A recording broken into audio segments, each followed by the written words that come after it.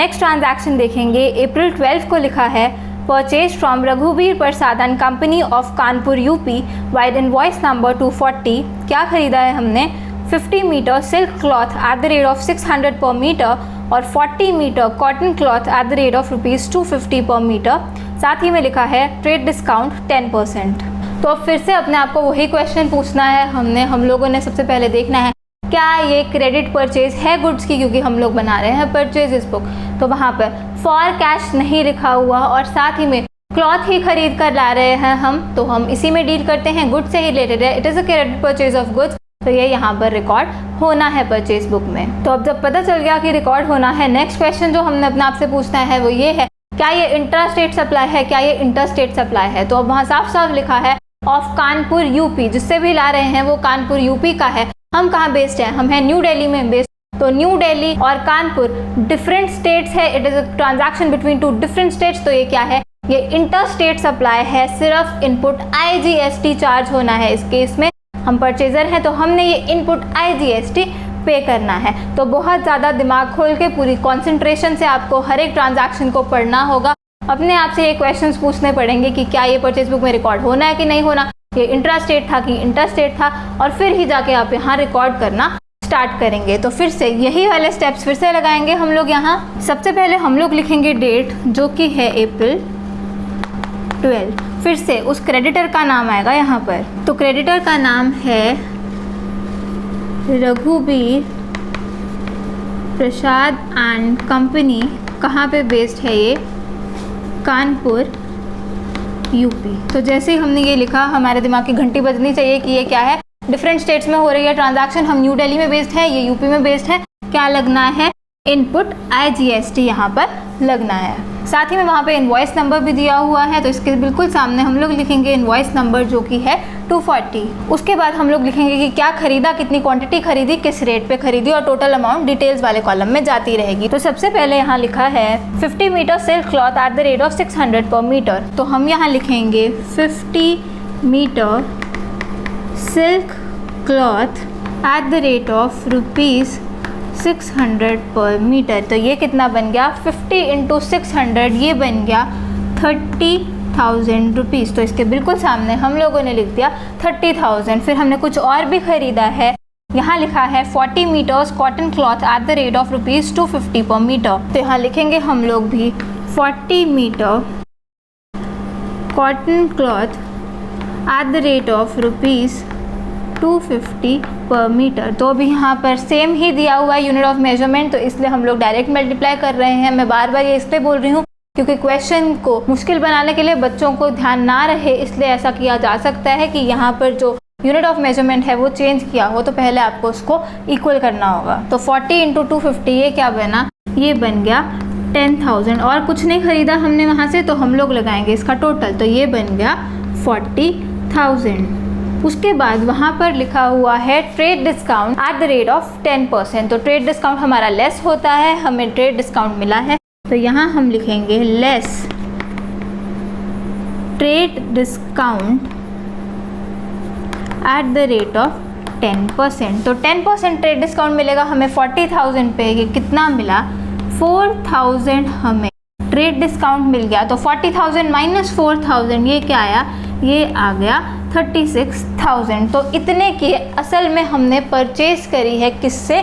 ये रघुवीर प्रसादन कंपनी से 36,000 की। लेकिन याद रखना है हम क्या कर रहे हैं, अब हर परचेज और सेल पे लगता होता है GST, तो GST लगाना नहीं भूलना। तो in this case input IGST charge होना है एट द रेट ऑफ 5%। तो हम लोग लिखेंगे एट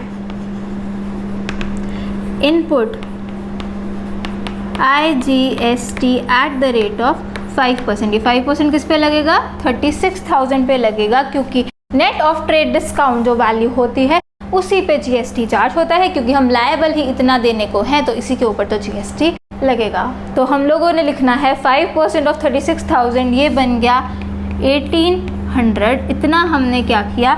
IGST पे किया, और ये टोटल कितना बन गया? इसकी वैल्यू 37,800 इसकी टोटल वैल्यू बन गई। इसे हमने अंडरलाइन भी कर दिया। तो ये 7 है यहाँ पे, अगर किसी को पता ना चल रहा हो, 37 800। तो ये हमारे होगी टोटल कैलकुलेशन पूरी। तो अब हमें अच्छे से पता है क्या रिकॉर्ड होगा। परचेज कितने की करी है? परचेज हमने असल में ट्रेड डिस्काउंट माइनस करने के बाद जो आता है उतने की करी होती है। तो 36,000 की हमने परचेज करी, तो 36,000 आएगा परचेज वाले कॉलम के नीचे, इसके बिल्कुल सामने।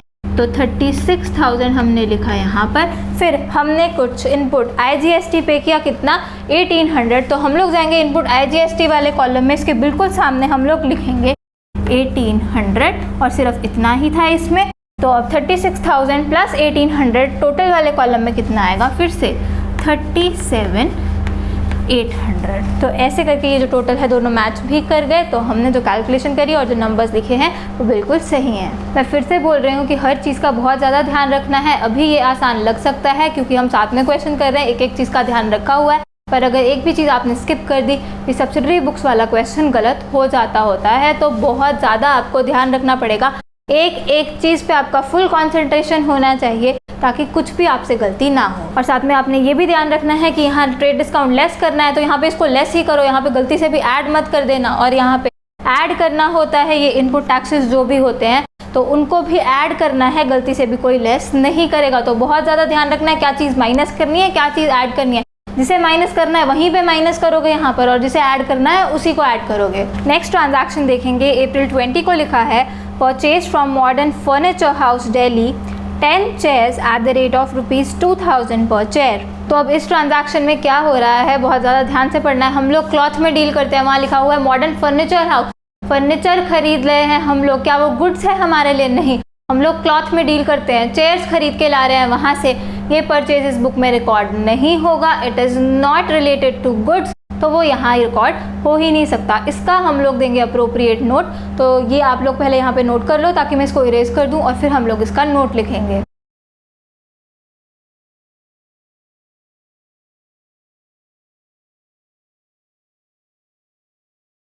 तो अभी तक हमारे सोल्यूशन का पार्ट क्या था, वो जो हमने लिखा था CGST 2.5%, SGST 2.5%, तो IGST कितना था?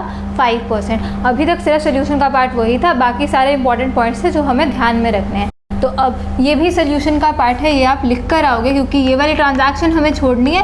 तो उसके लिए जब भी हम लोग कोई चीज़ छोड़ते होते हैं उसको ऐसे ही नहीं छोड़ना, उसके बारे में हमेशा नोट लिखना है ताकि जो आपकी आंसर शीट चेक कर रहा है उसको पता चले कि आपको कंसेप्ट पूरे अच्छे तरीके से आता है। तो हम लोग लिखेंगे यहाँ note, transaction of April 20, 2018 can't be recorded in purchase book because it is not related to goods, जो कि हमारे केस में क्या है, ब्रैकेट में मैंने लिख दिया क्लॉथ। तो ऐसे करके हम लोगों ने दे दिया यहाँ पर नोट कि अप्रैल 20 वाली जो ट्रांजैक्शन थी वो हम यहाँ नहीं रिकॉर्ड कर सकते because it is not related to goods. In our case क्या था, वो क्लॉथ था। ऐसे ही अगर कोई कैश ट्रांजैक्शन आ जाती जहाँ लिखा होता फॉर कैश तो वो भी यहाँ रिकॉर्ड नहीं होनी थी, तो वो भी आपने ध्यान में रखना है। इस क्वेश्चन में शायद कोई ऐसी ट्रांजैक्शन नहीं है पर आगे आपको दी हो सकती है, तो आपने ध्यान रखना है। अगर फॉर कैश लिखा हुआ है किसी ट्रांजैक्शन में, वो उधार वाली ट्रांजैक्शन ही नहीं है, हम यहाँ पे सिर्फ उधार परचेजेस गुड्स की रिकॉर्ड कर रहे हैं, तो वो भी यहाँ पर नहीं आएगी, उसका भी आप लोग अप्रोप्रिएट नोट लिख कर आओगे। अब यहाँ लास्ट ट्रांजैक्शन दी है, अप्रैल 25 को लिखा है purchase from Hari Om and sons of Gujarat vide invoice number 390 100 metre woollen cloth at the rate of ₹600 per metre. साथ में लिखा है trade discount is 15% and freight charges payable are ₹3000। तो अब इस केस में भी क्या, सबसे पहले तो वही चीज़ अपने आप से पूछनी है, क्या ये क्रेडिट परचेज है गुड्स की? तो अब उधार वाली परचेज तो है क्योंकि कैश तो वहाँ लिखा नहीं हुआ, और साथ ही में गुड्स से भी रिलेटेड है क्योंकि हमने फिर से क्लॉथ खरीदा है और हम लोग भी क्लॉथ में ही डील करते हैं। तो ये क्रेडिट परचेज है गुड्स की, ये यहाँ पे रिकॉर्ड होनी है। अब रिकॉर्ड होनी है तो फिर से वही करेंगे कि सबसे पहले यहाँ लिखेंगे डेट। तो डेट हमें दी हुई है अप्रैल 25। उसके बाद हम लोग क्रेडिटर का नाम लिखेंगे जो कि है हरी ओम एंड सन्स गुजरात। उसे हम लोग करेंगे अंडरलाइन। साथ ही में हम लोग इनवॉइस नंबर भी लिखेंगे जो कि दिया हुआ है 390। अब वैसे तो हम लोग देख ही चुके हैं कि कैसे करके हमने यहाँ ट्रांजैक्शंस को रिकॉर्ड करना होता है, किस तरीके से इस फॉर्मेट में चीज़ें लिखी जाती हैं। लेकिन यहाँ पे एक डिफरेंट चीज़ आई है जो कि है फ्रेट चार्जेस ₹3000। तो हम लोग ऑलरेडी सीख चुके हैं कि ट्रांसपोर्टेशन के जो फ्रेट चार्जेस हम लोग पे कर रहे हैं, इसको हम लोग इस फॉर्मेट के अंदर नहीं घुसाते होते, बिकॉज फ्रेट चार्जेस पे कितना GST हमें पे करना होता है वो होता है @18%, और जो गुड्स होते हैं उस पर अलग चार्ज भी हो सकता है। जैसे कि इन दिस केस हम लोगों को 5% IGST चार्ज करना होगा, क्योंकि गुजरात में बेस्ड है वो क्रेडिटर और हम लोग हैं न्यू दिल्ली के, तो इंटर स्टेट सप्लाई हो रही है। IGST पे करना है @5% और उस पर अलग IGST का रेट है जो कि है 18%। तो क्योंकि ऐसा होता है कि फ्रेट चार्जेस पे एक स्ट्रेट रेट पे करना होता है @18%, कभी भी फ्रेट चार्जेस को यहाँ पे ऐड सब्ट्रैक्ट कुछ भी नहीं करना। हमने फ्रेट चार्जेस की एक अलग जोनल एंट्री यहाँ पर पास कर देनी होगी अपने नोट्स के अंदर। तो अभी हमने क्या करना है, फ्रेट चार्जेस को भूल जाना है और हम लोगों ने जैसे अभी तक करते आए हैं वैसे ही यहाँ पे रिकॉर्ड करना है ये चीज़ को, और उसके बाद हम लोग देखेंगे कि फ्रेट चार्जेस की जोनल एंट्री क्या पास करनी है। तो यहाँ हम लोग लिखेंगे quantity 100 metre woollen cloth ₹600 per metre. तो ये कितना बना, ये बन गया 60,000। साथ ही में वहाँ लिखा हुआ था कि ट्रेड डिस्काउंट भी मिला है कितना, 15%। तो ट्रेड डिस्काउंट मिला है तो ट्रेड डिस्काउंट होगा लेस। तो यहाँ हमने लिखा लेस ट्रेड डिस्काउंट, क्योंकि और कुछ भी नहीं परचेज किया। यहाँ इन वाले केस में क्या था, एक ही चीज़ हमने परचेज करी है जो कि है ये वुलन क्लॉथ, तो और कुछ भी नहीं था। तो अब सीधा ट्रेड डिस्काउंट माइनस होगा @15%। तो 15% ऑफ 60,000 ये बन गया 9,000। तो ट्रेड डिस्काउंट होना है लेस। तो गलती से भी ऐड नहीं कर देना यहाँ लेस लिख के, यहाँ भी लेस ही करना है। तो 60,000 माइनस 9,000 कितना बना, 51,000। तो असल में हमने जो परचेज करी है वो कितने की करी है, वो 51,000 की हमने परचेज करी है। अब क्या होगा, भूलना नहीं है कि GST भी हमने पे करना है। GST पे करना है, कौन सा वाला पे करना है, हमने पे करना है IGST, क्योंकि हम है दिल्ली में, ये है गुजरात में, इंटर स्टेट सप्लाई है। IGST यहाँ चार्ज होगा ऐड इनपुट IGST @5%। तो 5% होगा किसका, 51,000 का। तो 5% ऑफ 51,000 ये होता है 2,550। तो इतना हमारा IGST चार्ज हुआ। तो ये टोटल कितना बन गया, 53,550। इसको हमने कर दिया क्लोज। और अब हमने यहाँ पे हॉरिजॉन्टली भी वैल्यूज़ लिखनी है। तो हमें पता है ये 51,000 से ही शुरू हुई है ट्रांजैक्शन। तो 51,000 हमारी परचेज की वैल्यू है। तो परचेज के नीचे हम लोगों ने लिख दिया 51,000। उसके बाद हम लोगों ने चार्ज किया है IGST पे किया। तो इनपुट IGST वाले कॉलम के नीचे हम लोग लिखेंगे 2,550 और टोटल क्या होगा, 51,000 प्लस 2,550, ये बना 53,550। तो ऐसे करके हमारा जो ये क्वेश्चन है, जो परचेजेस बुक है हमारी पूरी हो गई। अब सिर्फ हमारी एक चीज़ रह चुकी है जो कि है फ्रेट चार्जेस की हमारी जर्नल एंट्री पास करना। तो हम लोग जाएंगे वर्किंग नोट में, और यहाँ पर ये हो गया हमारा वर्किंग नोट नंबर 1। यहाँ लिखेंगे second working note, separate journal entry will be passed for freight charges। और यहाँ हम लिख भी देंगे कि GST ऑन फ्रेट वो कितना होता है, इज इक्वल टू 18%। ये लिखने के बाद हम लोगों को जर्नल एंट्री पास करनी है। तो जर्नल एंट्री हमारी क्या होगी, हम लोग क्या कर रहे हैं, एक एक्सपेंस पे कर आ रहे हैं फ्रेट चार्जेस वाला। तो freight charges account debit, freight charges account debit कितने रुपए से, 3,000 फ्रेट चार्जेस हमने पे किए हैं। तो हम लोग मानेंगे, उन्होंने नहीं लिखा हुआ था कि GST इंक्लूसिव है एक्सक्लूसिव है, हम लोग मानेंगे इट इज़ एक्सक्लूडिंग GST। तो 3000 हमारे फ्रेट चार्जेस हमने पे करे। इसके ऊपर अब जीएसटी हमें पे करना पड़ेगा, क्योंकि हम लोग ये सर्विस रिसीव कर रहे हैं ट्रांसपोर्टेशन वाली। तो हम लोग क्या हैं, रिसिपेंट ऑफ सर्विसेज है, हमने परचेज किया है तो इनपुट जीएसटी पे करेंगे। कौन सा जीएसटी पे करेंगे? इनपुट आईजीएसटी पे करेंगे, क्योंकि ये गुजरात में है और हम लोग हैं दिल्ली में। तो इनपुट आईजीएसटी अकाउंट हमारा डेबिट होगा। इनपुट आईजीएसटी अकाउंट डेबिट, यहाँ पे मैं ब्रैकेट में लिख रही हूँ, ये आपने नहीं लिखना, ये कितना होगा 18% ऑफ 3000। डेबिट 540 रुपीज़, 18% ऑफ 3000 होता है 540, और to Hari Om and sons, इसी से हमने उधार पे ख़रीदा है, इसी को लायबल है हम लोग ये पैसे पे करने को। कितने? 3000 प्लस 540, 3540 रुपीज़। तो ऐसे करके हम लोगों ने सेपरेट जोनल एंट्री पास करनी है, साथ ही में नरेशन भी लिखनी है यहाँ पे, being freight charges charged on purchase of goods, या फिर being appropriate zonal entry passed. तो ऐसे करके आप लोगों ने नोट में ये प्रॉपर जोनल एंट्री पास करनी है। Freight charges account debit ₹3000, input IGST account debit ₹540, to Hari Om and sons ₹3540, क्योंकि इसी को लायबल है हम लोग ये वाले पैसे भी देने को। तो अब ऐसे करके हमारे सारे पॉइंट्स जो हैं वो पूरे तरीके से कंप्लीट हो चुके। जो तो यहाँ आना था वो हम लिख चुके, जिसका नोट बनना था वो नोट भी हमारा बन चुका। अब लास्ट में सिर्फ एक चीज़ करनी बची है, जो कि है ये 1 2 3 4 और इन 5, ये 5 कॉलम्स का टोटल लगाना। तो लास्ट में इसका टोटल लगता होता है। यहाँ मेरे पास जगह कम है तो मुझे बहुत छोटा लिखना पड़ेगा। तो यहाँ पे लगेगा इसका टोटल। तो यहाँ परचेज वाले कॉलम का टोटल है 48,000 प्लस 36,000 प्लस 51,000, जो कि देखते हैं क्या बनता है। तो ये बनता है 1,35,000। फिर इस कॉलम का टोटल तो सिर्फ एक ही वैल्यू है 1200, तो ये हमने लिख दिया 1200।